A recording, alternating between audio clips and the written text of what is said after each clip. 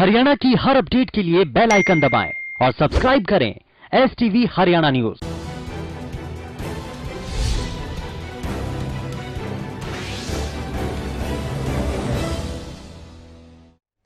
नमस्कार, आप देख रहे हैं फटाफट हरियाणा और मैं हूं आपके साथ शुभेंदु सिंह। लॉकडाउन 4 के बाद सीएम मनोहर लाल ने प्रदेश की जनता को फिर से संबोधित किया और बहुत सी योजनाओं का ऐलान किया। कोरोना के खिलाफ चल रही लड़ाई और नुकसान की भरपाई के लिए सरकार लगातार नए कदम उठा रही है। सरकार एक के बाद एक ताबड़तोड़ फैसले ले रही है। सरकार ने लोन लेकर पढ़ाई करने वाले छात्रों को राहत देते हुए 3 महीने का ब्याज माफ करने का फैसला किया। इसके साथ ही सरकार ने गरीबों के लिए लोन की व्यवस्था की है। सरकार की तरफ से उन्हें अपना काम शुरू करने के लिए लोन दिया जाएगा। सीएम ने इसकी घोषणा की।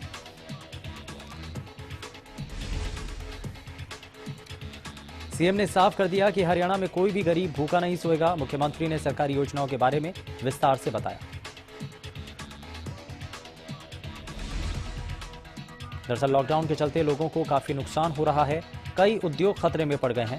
इनके लिए केंद्र सरकार और राज्य सरकार मिलकर योजनाएं बना रही है।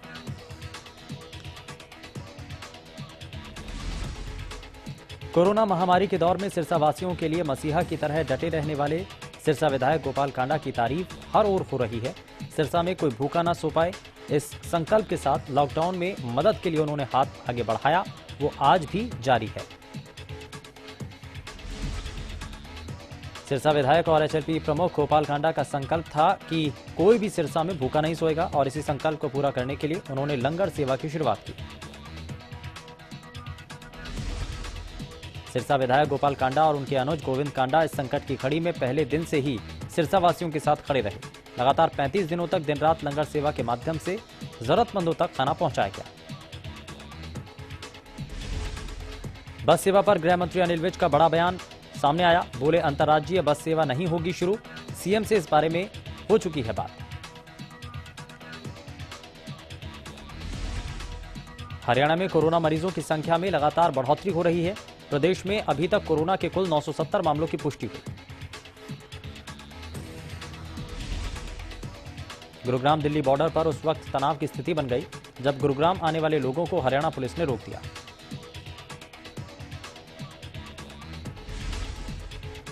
लॉकडाउन 4 में दी गई छूट और गुरुग्राम जिला प्रशासन द्वारा कोई एडवाइजरी जारी न करने को लेकर इन तमाम कामकाजी लोगों में असमंजस की स्थिति थी। सरकार की तमाम कोशिशों के बाद भी प्रदेश में कोरोना के मामलों में लगातार बढ़ोतरी देखने को मिल रही है।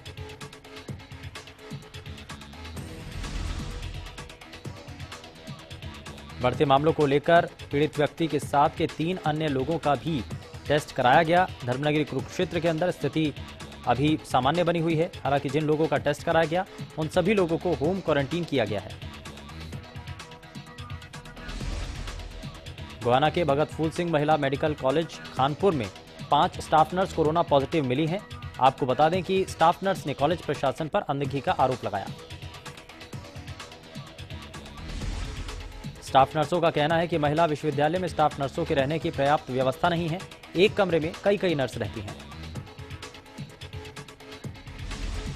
स्टाफ का यह भी कहना है कि अधिकारी कुछ नर्सों की ही ड्यूटी कोविड वार्ड में लगाते हैं। वहीं रिपोर्ट भी समय पर सार्वजनिक नहीं की जाती। साइबर सिटी गुरुग्राम में कोरोना संक्रमित मरीजों की संख्या में बढ़ोतरी हो रही है। मंगलवार को 9 और नए कोरोना मामलों की पुष्टि हुई है।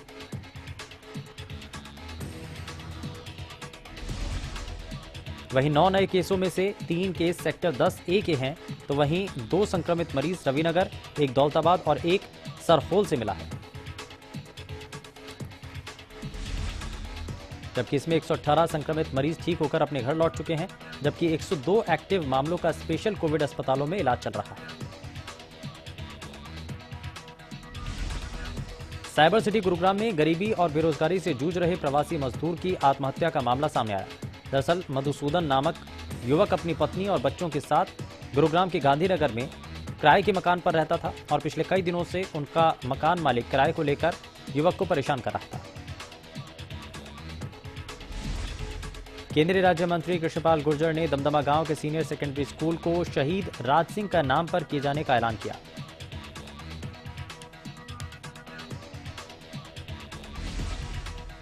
केंद्रीय राज्य मंत्री ने गांव दमदमा में शहीद राज सिंह को श्रद्धांजलि देने के बाद ये घोषणा की।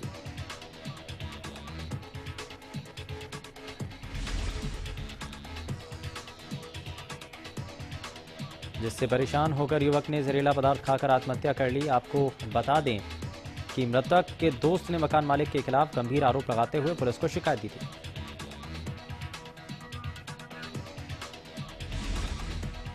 लॉकडाउन के बीच प्रवासी मजदूर लगातार अपने घरों की ओर जा रहे हैं और कुछ मजदूरों के लिए राज्य सरकार द्वारा रहने की व्यवस्था भी की गई है।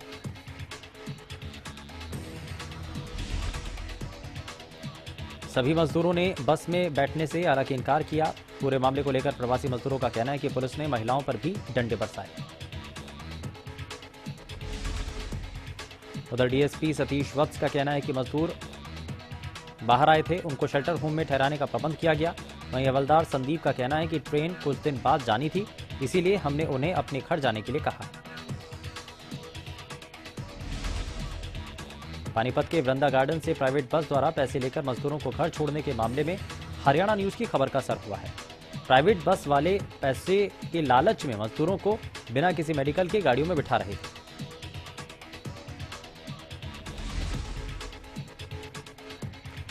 पिछली सीट दरतिया में लॉकडाउन 4 के दौरान प्रशासन सख्त नजर आ रहा है। प्रशासन ने बिना अनुमति के खोल रही दुकानों पर शिकंजा कसा और 6 मोबाइल दुकानदारों के चालान काटे।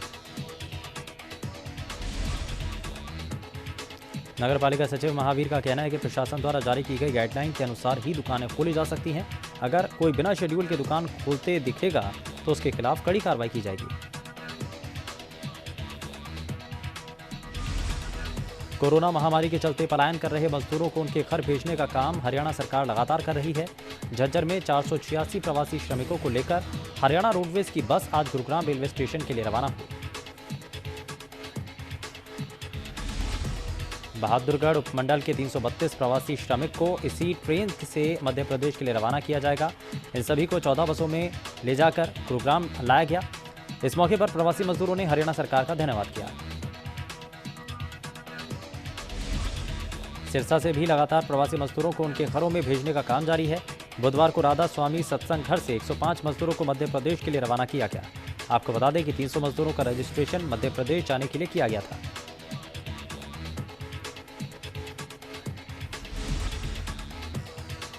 हरियाणा सरकार द्वारा प्रवासी मजदूरों को लगातार उनके गृह जिलों में भेजा जा रहा है।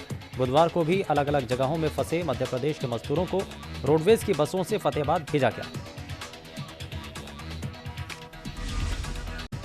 इस मौके पर नायब तहसीलदार जितेंद्र मौके पर पहुंचे। बताया जा रहा है कि अब तक 400 से ज्यादा मजदूरों को यूपी, असम और मध्य प्रदेश के लिए रवाना किया जा चुका है। लॉकडाउन खुलने के बाद ही वापस आने के बारे में विचार किया जाएगा। वहीं नायब तहसीलदार जितेंद्र ने बताया कि मध्य प्रदेश के रहने वाले मजदूरों की सूची हेडक्वार्टर से उनके पास आई थी, जिसके बाद उन्हें फोन कर बुलाया गया। सभी को फतेहाबाद भेजा गया है, जहां से उन्हें मध्य प्रदेश रवाना किया जाएगा। श्रम कानून में बदलाव के खिलाफ भारतीय मजदूर संघ ने फरीदाबाद जिला मुख्यालय पर प्रदर्शन किया।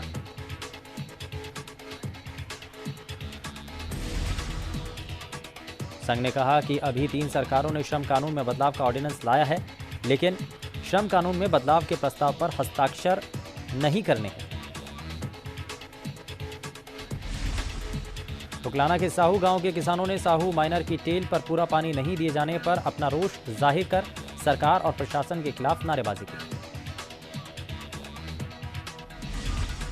इस दौरान उन्होंने सरकार के खिलाफ नारेबाजी की और टेल पर पूरा पानी दिए जाने की मांग की।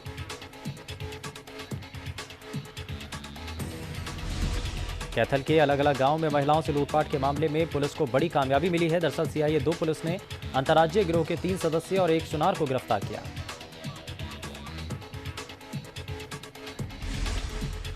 आरोपियों के पास से 2 कानों की बालियां, 2 मोटरसाइकिल और नकदी के साथ गिरफ्तार किया है। पूरे मामले को लेकर डीएसपी विनोद शंकर ने बताया कि इस गिरोह के 3 सदस्य और 1 सुनार को गिरफ्तार किया है।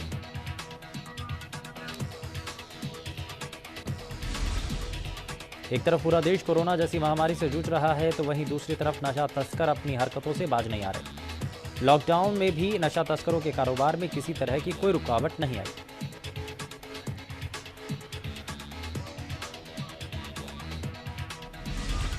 50 दिन के लॉकडाउन में पुलिस ने करोड़ों रुपए की हीरोइन के साथ 56 से ज्यादा तस्करों को काबू किया।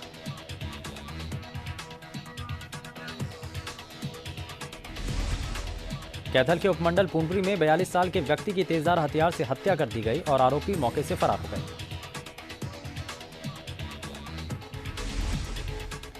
फरूखनगर के एक गांव के रहने वाले क्रिमिनल गैंग के सदस्य में रुपयों के लेन देन को लेकर झड़प हो गई, जिसमें एक युवक की गोली मारकर हत्या कर दी गई।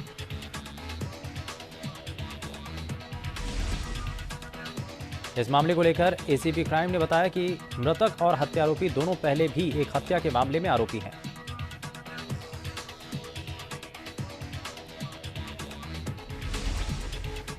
महम के भैणी महाराजपुर गांव में एक पति ने अपनी पत्नी की हत्या कर दी। फिलहाल पुलिस ने आरोपी को हिरासत में ले लिया है और मामले की जांच शुरू कर दी है। पुलिस द्वारा मौके पर पहुंचकर छानबीन शुरू कर दी गई। वहीं शव को कब्जे में लेकर पोस्टमार्टम के लिए भेज दिया गया।